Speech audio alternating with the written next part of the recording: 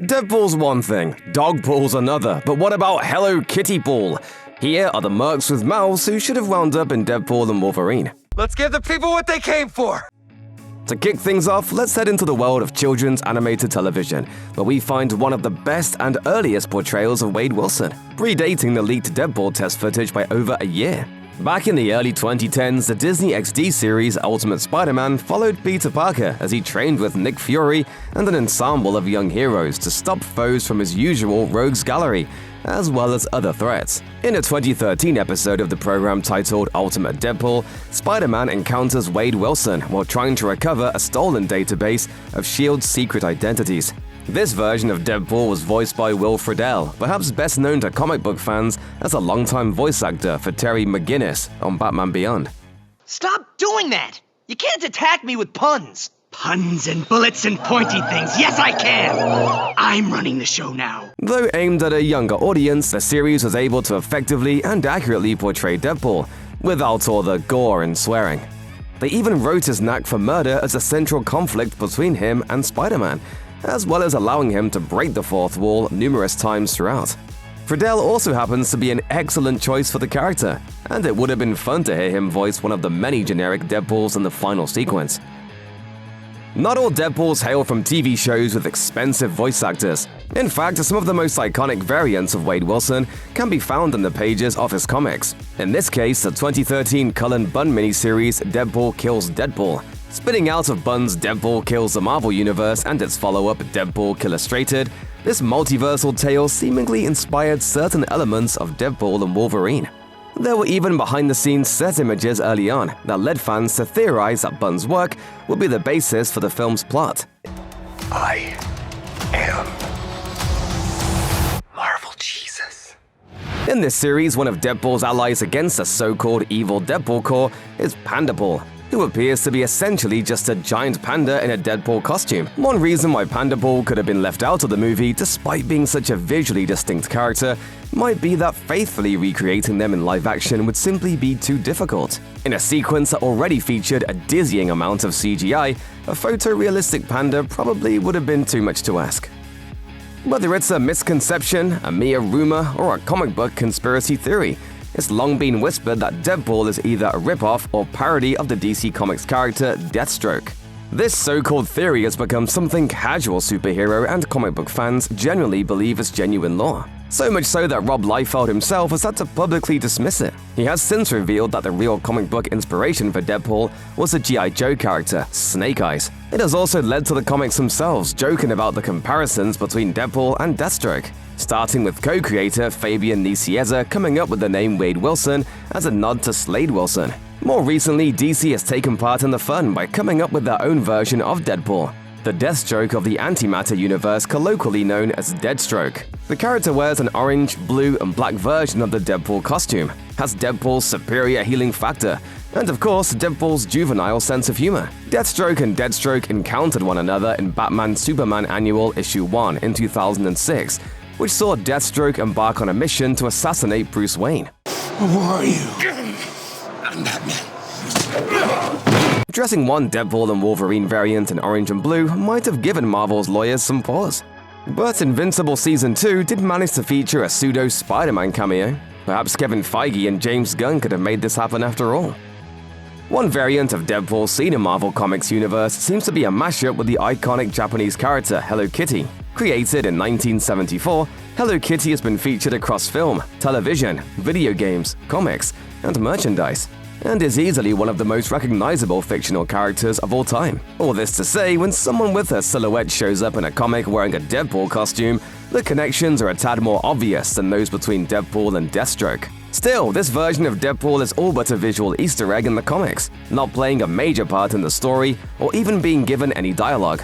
This would probably be because anything beyond merely drawing the general shape of Hello Kitty would have tempted legal fate too much for editorial comfort. The same would be extra true for a major blockbuster feature aiming to be one of the most watched movies of the year. So even if Hello Kittypool were ever thought of as a real possibility, it would likely have been decided that her inclusion was too risky to be worth the trouble. In the years 2016 and 2017, it seemed as if all the stars were aligning for one strange yet inevitable purpose: a Deadpool animated series written and produced by Donald and Stephen Glover for the FX network. For one thing, the film had finally taken the character mainstream. For another, Donald Glover had developed a great relationship with Marvel thanks to his role in Spider-Man: Homecoming. This was also the same period that saw Marvel execute a genuine prestige television series in Legion, around the same time the Glovers were bringing home Emmy Awards for Atlanta, both under FX's watch. And when a test animation clip debuted not long after the Deadpool series was announced, everyone was excited to say the least, including Ryan Reynolds. It seemed to be a series destined to be a creative and commercial powerhouse, until it wasn't. Fake laugh, hiding real pain. In 2018, development on the show was halted, apparently due to creative differences. The Glovers seemed particularly heartbroken, with Donald publishing a spec script titled Finale, in which Deadpool questions why the show might have been cancelled while trying to decide whether or not to save or kill Sudan the Rhino. It's an uncomfortably sad episode that makes one wonder whether the wound could ever have been healed, at least enough for a big screen cameo.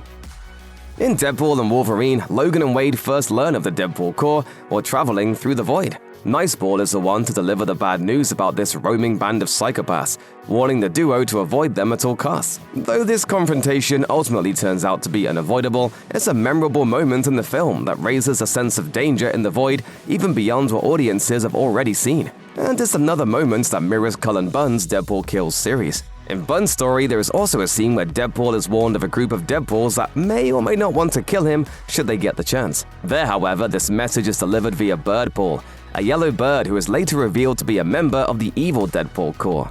One consideration production might have taken in regards to the various unused animal Deadpool variants is that they might have stolen Dogpool's spotlight. At the same time, it would have required them to explain whether or not Dogpool is just a dog in a Deadpool costume or an actual Deadpool variant, which the film didn't seem too keen on getting into.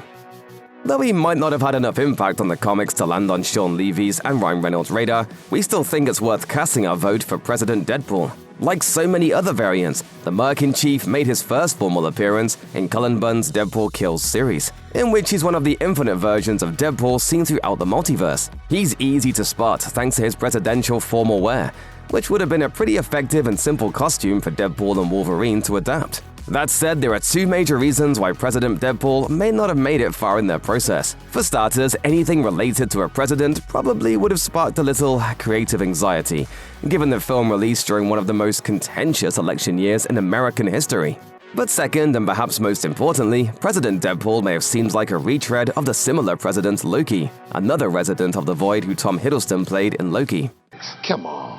What did you expect? And while President Loki actually ended up with an entire comic series, President Deadpool was most prominently a variant cover for the Dead President storyline.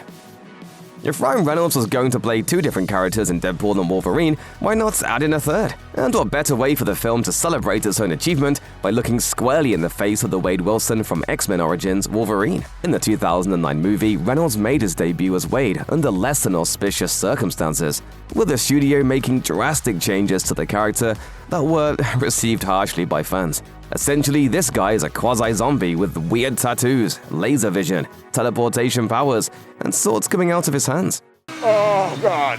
I'm gonna throw up in my mask. On one level, however, this bizarre hodgepodge of powers, combined with his history in the Deadpool lore, could have made this one of the more interesting variants to appear in the film. You could even make a case for him standing in for either Cassandra Nova or Paradox in terms of story function. Then again, Reynolds probably wouldn't have wanted to bring back this Deadpool, as he technically killed him at the end of Deadpool 2.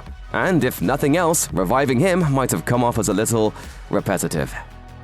Not to be confused with Warder Wilson, the Deadpool of the year 2099 who actually does make an appearance in the movie, future Brotherhood Deadpool hails from a distant future in which the X-Men have been destroyed by a group of time-displaced mutants known as the Original Five. Notably, during this period in X-Men comics, younger versions of characters like Beast, Jean Grey, and Iceman have been transported to the present-day Marvel Universe. They were known in comic book stores as the all-new X-Men. Wade and the rest of the future X-Men and Brotherhood of Mutants come to the past during the Battle of the Atom event, which tackles the issue of 5 time travelers marinating outside their timeline for an extended period of, well, time. This version of Wade is more mature than his other counterparts, albeit for tragic reasons. Because of the sheer amount of senseless death and betrayal he's experienced, he's seemingly too sad and exhausted to joke around like he once did, and he even attempts to build a bridge between the two factions rather than delight in their unchecked violence. His inclusion in Deadpool and Wolverine might have been too complicated lore-wise, of course. But then again, they did manage to fit in Zenpool, a version of Wade that only exists because Scarlet Witch and Doctor Doom cast a spell one time that changed everyone's personalities. So maybe the movie could have pulled it off. Of all the Deadpool kills Deadpool variants featured on this list, Venompool is undoubtedly the most popular. After appearing in the miniseries as a member of the Deadpool Corps, he was brought into the popular mobile video game Contest of Champions, in which the Grandmaster and the Collector forced various variants of Marvel characters to battle one another for their amusement. Notably, at San Diego Comic-Con 2024, Marvel Legends announced they were releasing a Venompool action figure, alongside some newly revealed pieces inspired by Deadpool and Wolverine. So why didn't this crossover hit make it to the big screen? The simplest answer is also the most obvious. The character Venom is currently owned by Sony Pictures, along with the rest of the villains in Spider-Man's Rogues Gallery. While he did appear briefly in the Sony Marvel feature Spider-Man No Way Home, having entered the MCU briefly at the end of Venom Let There Be Carnage, it's unclear whether or not Marvel would need Sony's approval to use a character like Venompool, or if either Marvel or Sony would even want their brands to intersect right now. However, given that Venom The Last Dance is just around the corner, it might have been fun to include Venompool in some minor way in Deadpool and Wolverine.